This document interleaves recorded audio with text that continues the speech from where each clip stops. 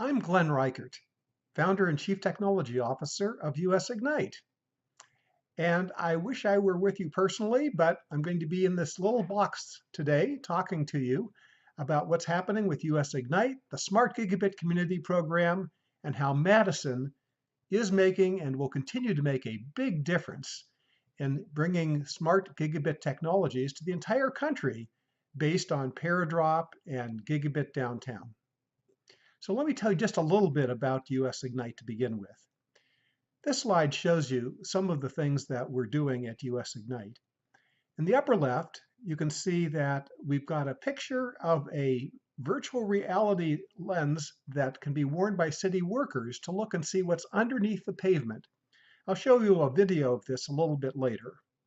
In the center at the top, you'll see a drone which has a Wi-Fi directional antenna at the top. And that's being used in the North Texas Emergency District to provide communications to firefighters fighting some of the wildfires that are going on in the United States right now.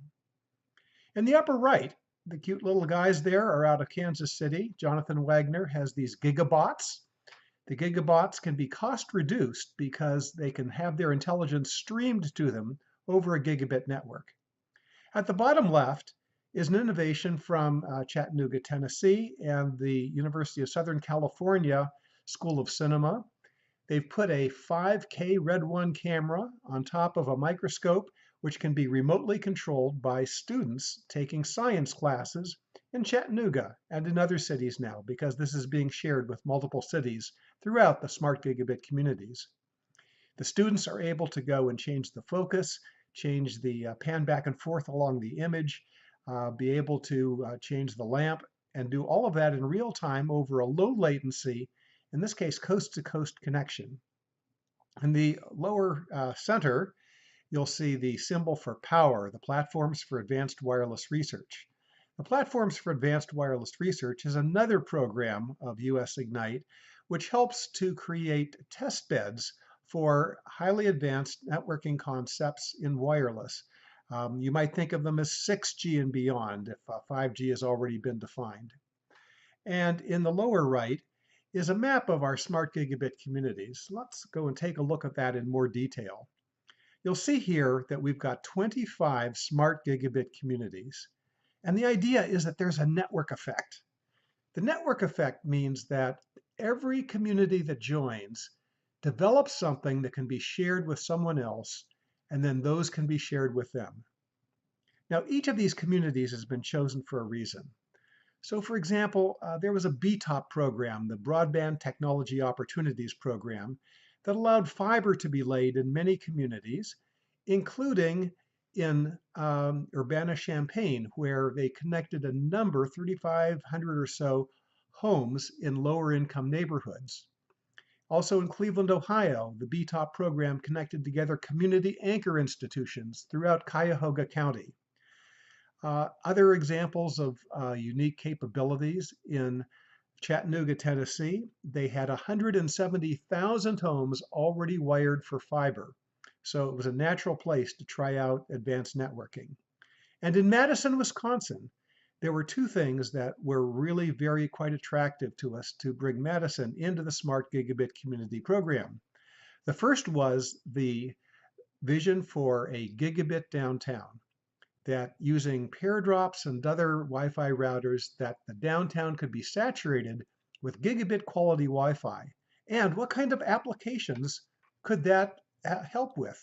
What could be done in the way of wayfinding, help for people who may have limited sight to be able to navigate around town? There's just innumerable possibilities, including being able to increase business downtown and having an economic impact. So we were very interested in that because it was our only community that was going to have gigabit wireless throughout downtown. And the other thing about Madison was it was the home of Suman Banerjee and his team that were working on ParaDrop. ParaDrop was a real edge computing idea that was ahead of its time, is still ahead of its time, but it's becoming more and more reasonable to think about some very interesting possibilities for ParaDrop. On this slide, you can see that we're really looking for a triforce of, organizations and people to engage together to make all of this work. We want to make sure that we've got academia, that we've got the city and the civic leaders involved, and entrepreneurs and industry leaders.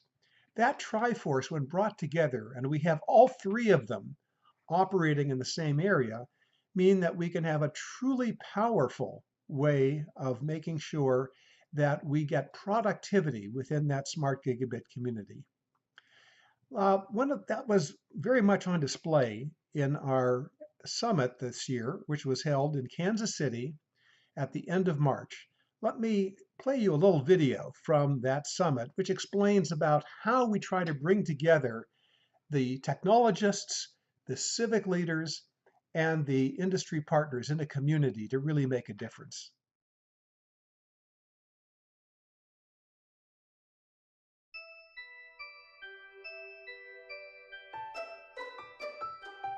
We're in Kansas City with 1,700 attendees from 400 different cities and 250 different exhibitors.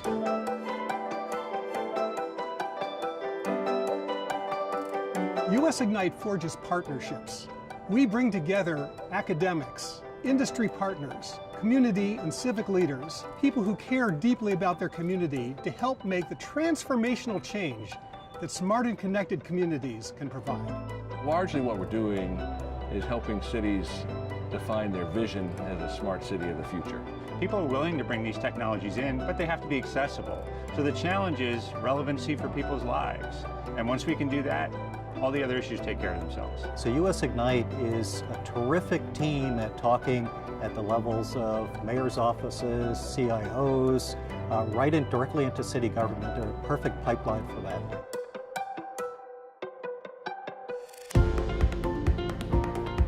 In an area like smart and connected communities, it really all is about partnerships. US Ignite is extremely community focused. The Smart Gigabit Communities program is a perfect example of that. And that's very consistent with NSF's vision of bringing research and innovation to communities. What we're hearing are personal stories about people whose lives have been changed through our work.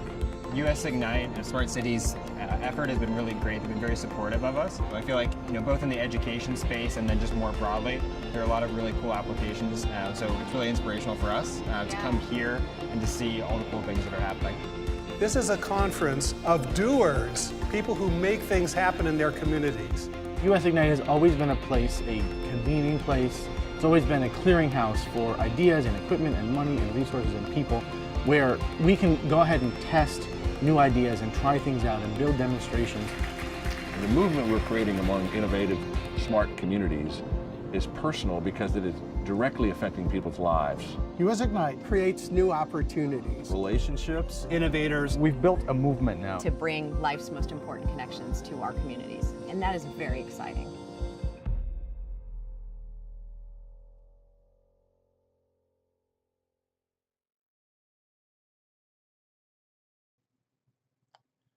So that's the very same kind of difference for people's lives that we want to make in Madison.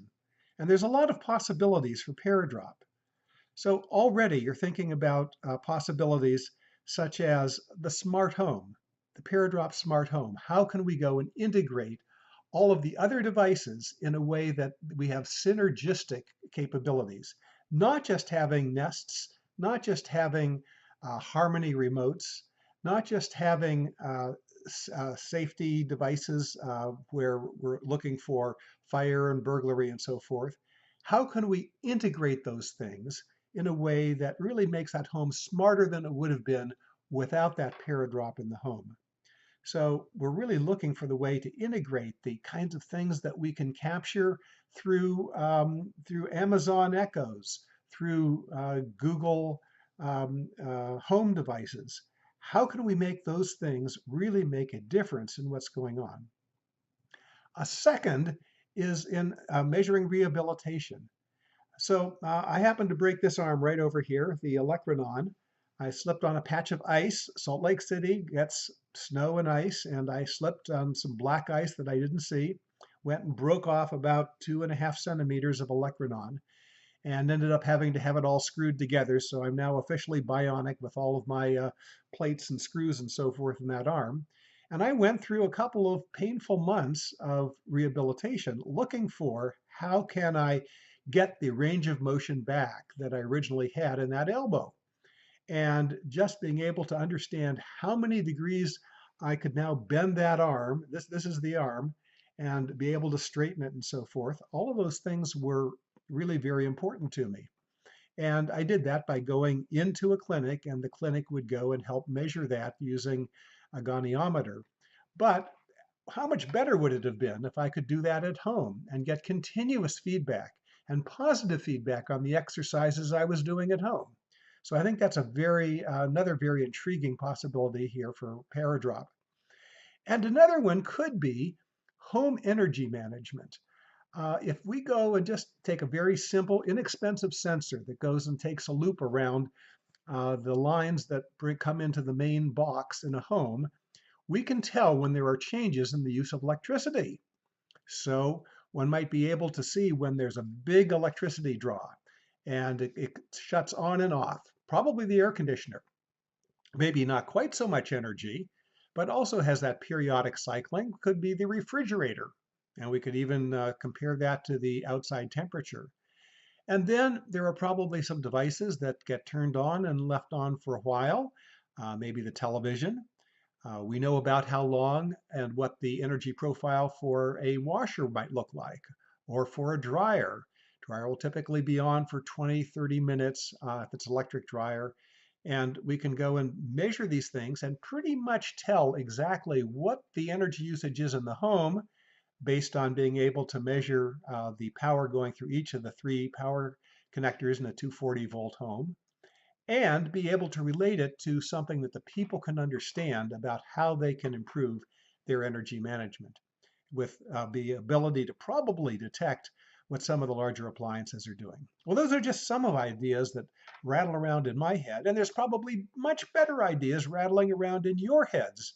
And I really encourage you to think about what the possibilities are for ParaDrop in really making a difference in a home, in a business, in a downtown. All of those are very important for improving the quality of life in education, healthcare, transportation, public safety, advanced manufacturing, clean energy. All of these we really care about.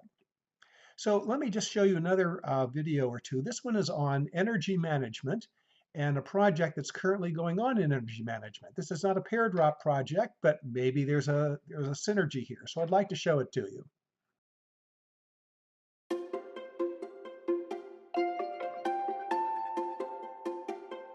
I'm Jacob Sipe, Executive Director at the Indiana Housing Community Development Authority. I'm Panagiotta Karava, an Associate Professor of Architectural Engineering in the School of Civil Engineering at Purdue University. And my name is Gary Hobbs. I'm CEO of BWI. So we work together on a project funded from NSF, Smart and Connected Energy Aware Communities.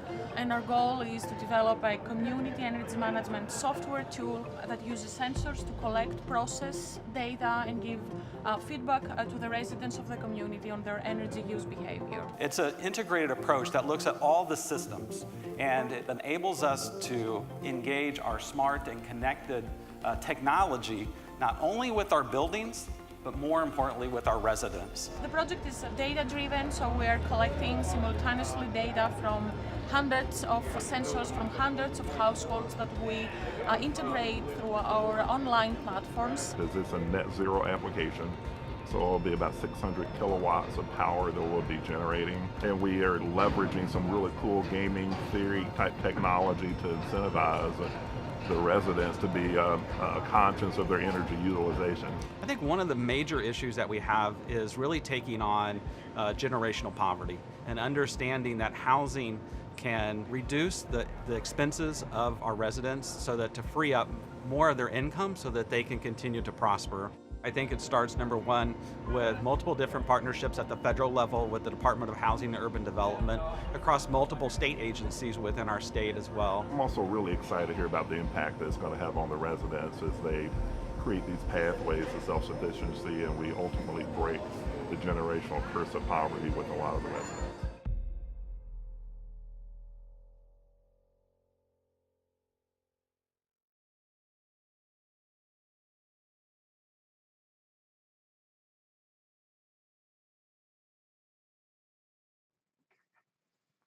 Okay, I think that one was interesting to see how people really care about the energy management. And I promised you at the top of the video to show you a little bit more about underground utilities and how to visualize them. So what happens here technologically is that they have a ground penetrating radar that they use to go down and get very raw data about what the radar reflections are of things under the ground. You'll see that toward the end of the video that's coming up. And then that can be processed to understand where various things are, pipes, for example.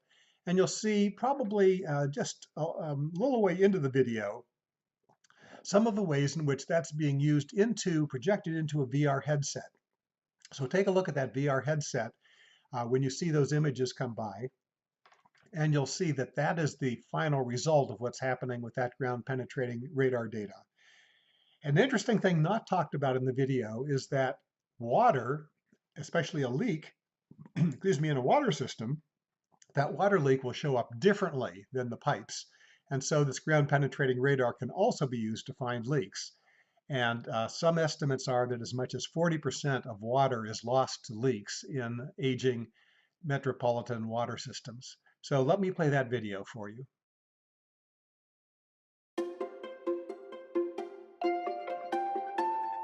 I'm Driver Houston from University of Vermont. I'm a professor of engineering. I'm Dali Wu from the University of Tennessee at Chattanooga, assistant professor in computer science. My name is Hugh Liang, faculty in the Computer Science Department, University of Tennessee at Chattanooga. We're applying smart cities technologies to the problems that come with underground infrastructure, looking to map and assess the conditions. What are issues with underground infrastructure? Well, it's the lifeblood of all modern cities. So you have water, electricity, gas, steam. For example, we have applications of augmented reality or virtual reality based mapping of underground infrastructures. So those applications, it requires high-speed networking and also high-performance computing. Well, at the moment we have 3 communities involved: Burlington, Vermont, Winooski, Vermont, and Chattanooga, Tennessee. We prefer to use high-speed networking as computing technologies to transmit the information about underground utilities to workers, managers, and city planners. So we want to transmit real-time information to people on site. There's lots of really cool technology, but also folded into that is the ability to make a big difference for these cities, make their situations much better.